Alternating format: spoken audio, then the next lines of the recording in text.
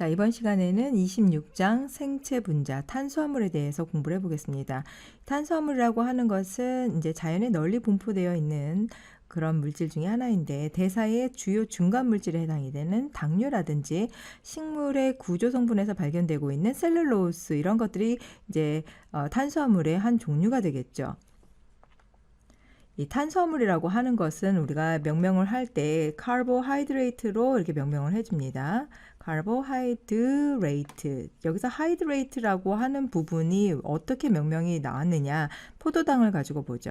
C6H12에 O6, 포도당 성분을 우리가 다시 표현을 하면 C6에 H2O에 6, 다시 얘기하면 CN에 H2ON이라는 형태로 표현을 할 수가 있습니다.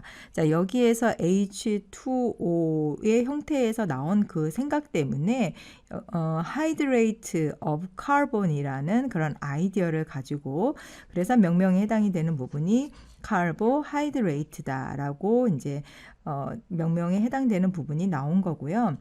그리고 이 탄수화물에 해당되는 분자식에서 H2O를 우리가 뽑아서 생각을 해볼 수가 있었기 때문에 이 당시에는 이것을 수화물로 생각을 했어요. 그래서 이제 거기에서 나온 습관으로 명명을 카보하이드레이트라고 했습니다. 이 탄수화물 같은 경우에는 화학 에너지의 저장 창고다라고 볼 수 있죠. 예를 들어서 녹색 식물이나 조류에서 광합성을 하게 되면 이러한 광합성에 의해서 합성을 할 수가 있어요. 광합성은 태양의 에너지를 이용해서 다시 이산화탄소라든지 H2CO2, 그 다음에 H2O, 물, 이것이 광합성에 의해서 합성을 하게 되면 여기에서 글루코스가 합성이 되겠죠. C6H12O6에 대한 글루코스가 만들어지고, 그리고 여기에서 글루코스와 산소로 전환하는 그런 과정입니다.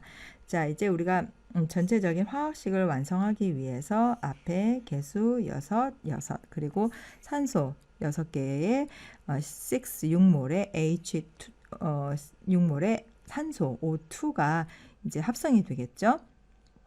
글루코스가 대사될 때 이 에너지는 다시 이제 방출을 하는 그런 형태로 가서 여기에서 글루코스 산화가 되고 여러 단계를 일으키면서 이산화탄소와 물, 그리고 에너지를 생성을 하게 됩니다. 이때 탄수화물은 우리가 크게 두 가지로 분류를 해볼 수가 있어요. 다시 앞으로 가면 탄수화물은 단당류와 복합 탄수화물 두 가지로 이제 분류를 할 수가 있습니다. 이제 우리가 분류를 하기 전에 먼저 그 일반적인 그 구조를 표현하는 방법을 볼게요. 이 첫 번째 탄소에 해당이 되는 것, 그리고 탄소 1, 여기가 탄소 두 번째 탄소에 해당이 되는 것, C2.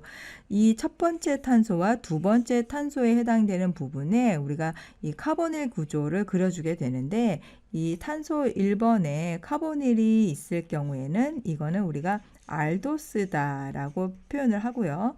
탄소 2번에 카보닐, 특히 이제 케톤에 해당되는 부분이 있습니다. 케톤. 탄소 1번에서는 알데하이드, 그래서 알도스라고 명명을 하고, 두 번째는 우리가 두 번째 탄소에 이 C, 그 다음에 O가 있는 경우, 케톤이 있는 경우에는 케토스다라고 이제 각각 표현을 해줘요. 그리고 나서 탄소 3번, 탄소 4번 이런 식으로 쭉 나열을 하는데, 이때는 여기에 OH기들을 이제 발견을 할 수가 있습니다. 그리고 앞에서 우리가 크게 두 가지로 나눠볼 수가 있다라고 했었죠. 그 두 가지에 해당이 되는 부분은 먼저 단당류라든지 복합 탄수화물, 이렇게 두 가지로 크게 나눠볼 수가 있어요. 이 단당류라고 하는 것은 가수분해에 의해서 더 적은 당으로 전환될 수 없는 글루코스라든지 프루토스 같은 것들이 있습니다. 이 단당류 같은 경우에는 보통 탄소가 3개에서 7개 정도까지 탄소 원자를 가지게 돼요. 보통 우리가 스포츠 음료에 들어있는 이 포도당이라든지 과일에 들어있는 과당 같은 경우 이런 부분들이 이제 단당에 해당되는 이제 흔한 예다라고 볼 수가 있어요. 그리고 이제 앞에서 우리가 잠깐 봤지만 말단탄소 1번에 있는 거나 탄소 2번에 있는 쪽에 이렇게 카보닐기를 가질 수가 있습니다. 그리고 나머지 탄소 부분에서는 하이드록시기를 볼 수가 있는 거죠. 자, 그러면 복합 탄수화물 같은 경우에는 보통 아세탈 결합에 의해서 연결되어 있는 그런 2개 이상의 단당으로 구성이 되어 있다라고 볼 수 있어요. 자, 그래서 이 앞에서 우리가 얘기했던 탄소 1번이나 2번에 CO 카보닐기가 있으며 탄소 1번에 있는 경우에는 우리가 알도스 2번에 CO 카보닐기를 가지고 있는 케토닉 카보닐기를 가지고 있으면 케토스다라고 이제 각각 명명할 수가 있습니다. 자, 단당류는 알도스, 케토스로 구별할 수가 있어요. 그리고 여기에서 접두오에 해당되는 OSE 이것은 탄수화물을 나타내는 그런 접두 사이의 알도라든지 또는 알도 그 다음에 케토에서 이 중간에 카보닐기를 이제 각각 확인을 해 볼 수가 있고요. 단당류 내에 있는 탄소의 수는 이름 안에 적당한 접두사에 해당이 되는 트리라든지 또는 이제 트리라고 하는 의미가 뭐죠? 3개, 3가지 이런 뜻이죠. 그 다음에 4개다 할 때는 테트라, 그 다음에 펜타에 해당이 되는 펜트, 헥스. 자, 이런 부분들로 탄소의 수를 이름 안에 이렇게 표현을 할 수가 있습니다. 예를 들면 여기서 알도 헥소스다라고 돼 있죠. 그럼 이 알도 헥소스의 경우에는 글루코스의 탄소의 개수가 헥소 6개이고 알데하이드 당을 가지고 있다라고 볼 수가 있어요.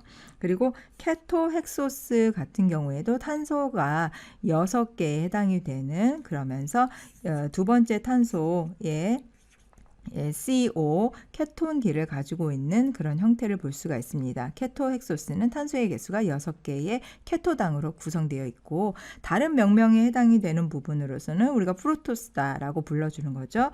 그다음에 리보스 같은 경우에도 여기에서 알도 형태 그리고 하나, 둘, 셋, 넷, 5개 모두 5개니까 알도 형태의 펜토스다라고 명명을 해주면 우리가 이 명명 자체로 구조가 어떻게 생겼는지를 역으로 추적을 할 수가 있어요. 그래서 5개의 알데하이드 당이다라고 볼 수 있습니다. 그리고 이제 마지막으로 여기에는 세도 헵토스라고 하고 있는 이 탄소의 개수가 케토의 헵토스로 되어 있죠. 자, 헵토스이기 때문에 하나, 둘, 셋, 넷, 다섯, 여섯, 7개 모두 7개에 해당이 되는 케토당으로 되어 있기 때문에 케토 헵토스다라고 할 수가 있어요. 자, 이런 것들이 가장 우리가 흔하게 볼 수 있는 그런 당류에 해당이 되고 여기에서 더 흔한 당류는 보통 펜토스나 헥소스에 해당이 되는 그런 당류들을 볼 수가 있습니다.